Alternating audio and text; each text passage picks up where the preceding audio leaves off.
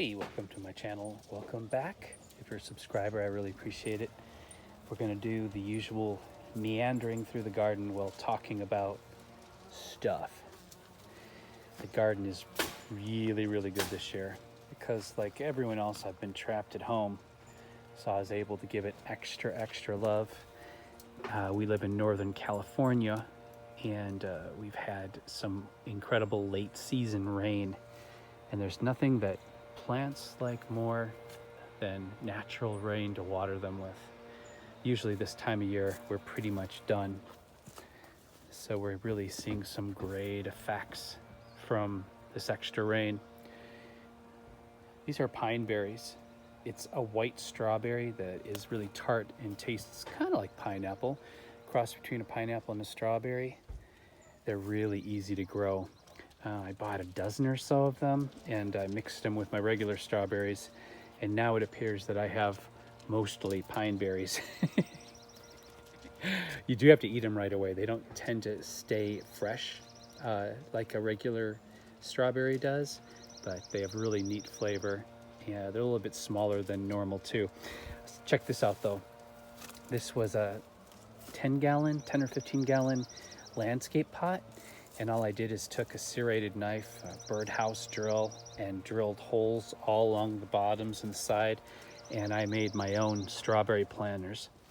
Because this is the one thing I don't like about the fancy ceramic strawberry planters is that you just don't have a lot of soil.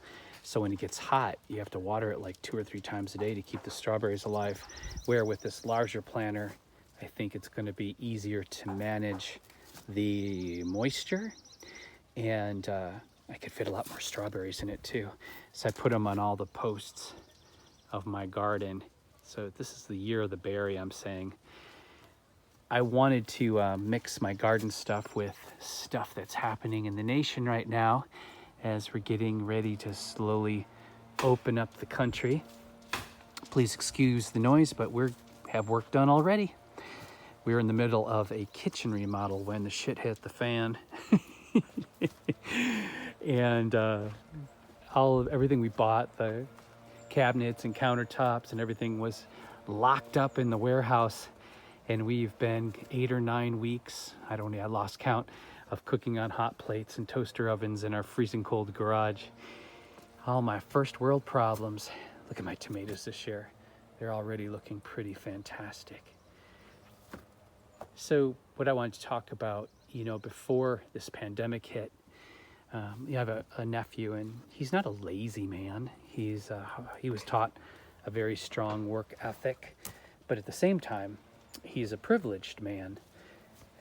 He was an only child, and my brother put a lot into the boy, giving him a good education and a business. He's also a firefighter.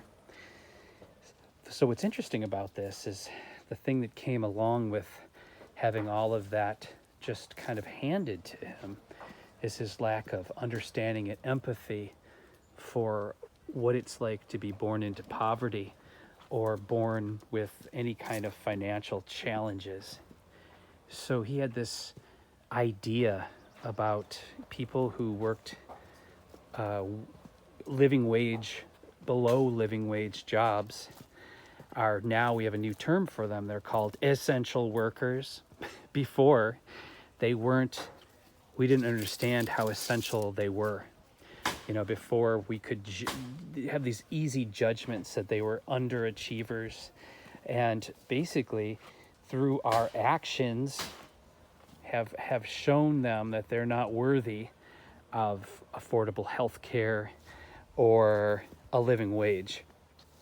Now, I believe, because I'm old enough to have lived in a time that people could have worked a modest job like a waitress or at a grocery store or at the post office and been able to afford a 1 or 2 bedroom apartment and to retire with some kind of pension.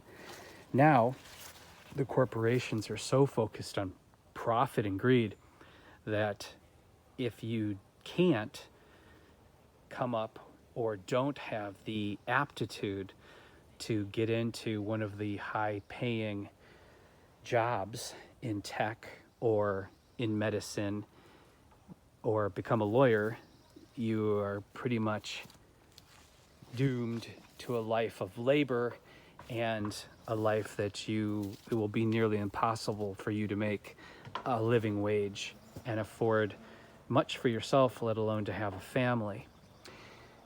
The reason I'm bringing this up is I think we have to remember our essential workers, not with prayers and thoughts, but in the future, we need to remember who those people were who were on the front lines and who risked their lives so we could have groceries and so that we could have our basic needs met when it's time to vote about health care and when it's time to vote about what exactly a living wage is.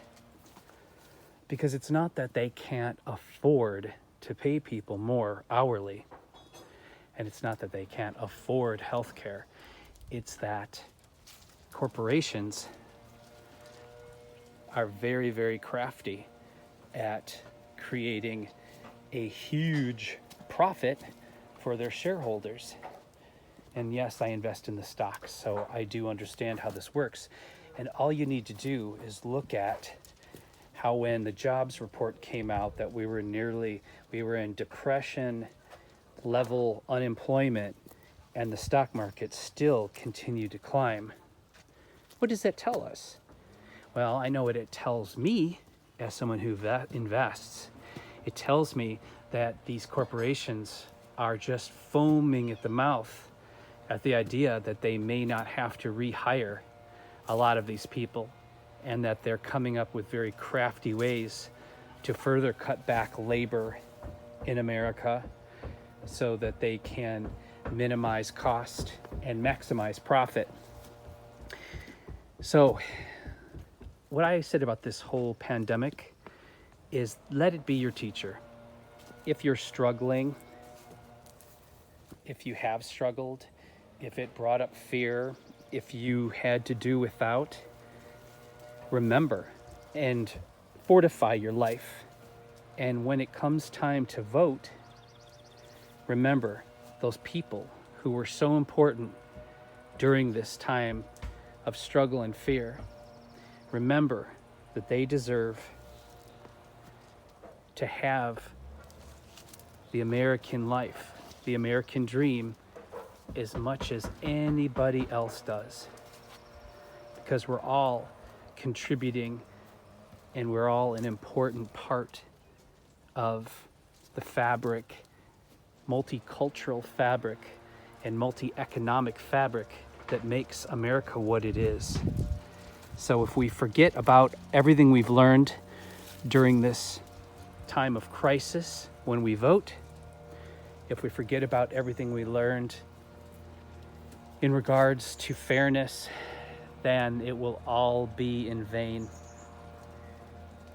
and literally just a tragedy instead of a teacher. And that's all I have to say.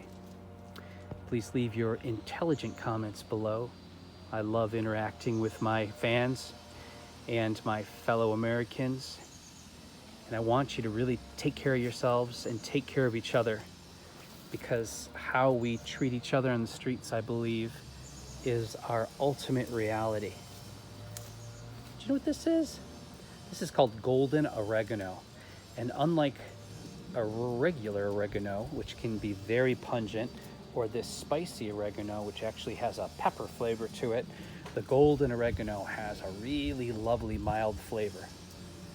Yeah, it's a good thing. Everyone should have a good herb garden, because the more flavor, true flavor you put in your food, the less salt and sugar and harmful stuff you need to flavor your food with. And herbs are very medicinal.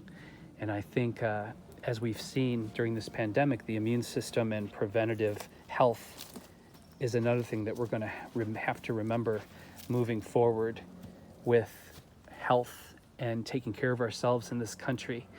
You know, we saw people with weak immune systems, diabetes, and a lot of dietary illnesses be taken out unnecessarily, only because they made poor choices, or they were never taught or had access to the types of food that are essential for the body to stay strong and fight off such things.